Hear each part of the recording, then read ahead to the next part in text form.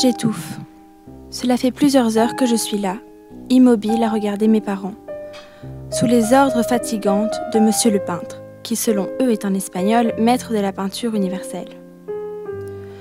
Première fois que je pose, je trouve le travail sur cette grande toile lent et inachevé, mais il est nécessaire en tant que princesse d'Espagne de faire son entrée dignement à la cour avec le plus beau portrait qu'il soit. Alors, j'attends. Ce matin est clair, pur comme l'eau qui coule d'une montagne, rapide, instantanée. La lumière s'infiltre sans y être invitée. L'égoïste, elle envahit tout l'espace. Tout est calme. Mes demoiselles d'honneur à mes côtés. Poppy le chien est très sage, même si mon petit frère s'amuse à l'embêter. Et oh, une porte s'ouvre derrière moi. Qui est-ce? Nieto, cria Isabelle. Je remarque qu'elle fait une révérence avant de s'éclipser en refermant la porte.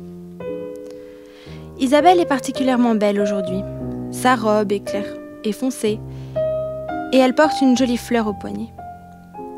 Je me demande quelle était l'urgence cette fois, parce que la mystérieuse dame de compagnie disparaît souvent avec le jeune homme. La plus fidèle était sans doute Maria.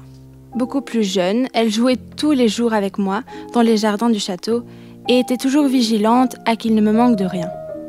La voyez-vous me proposer du thé au miel ? J'ai tellement soif et envie de bouger.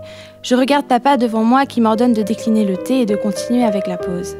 Maman aura sûrement pitié, mais non, la voilà qu'elle se regarde pendant des heures dans le miroir du fond de la pièce, plus inquiète de son image que du bien-être de sa fille. C'est au moins mon impression. C'est bizarre, on ne m'a jamais demandé mon opinion. Depuis ma naissance, j'avais mon chemin tout tracé sans même avoir eu le temps de le commencer. Mes manières, mes fréquentations, mes habits me sont imposés. Cette robe, je la hais depuis profond de mon cœur.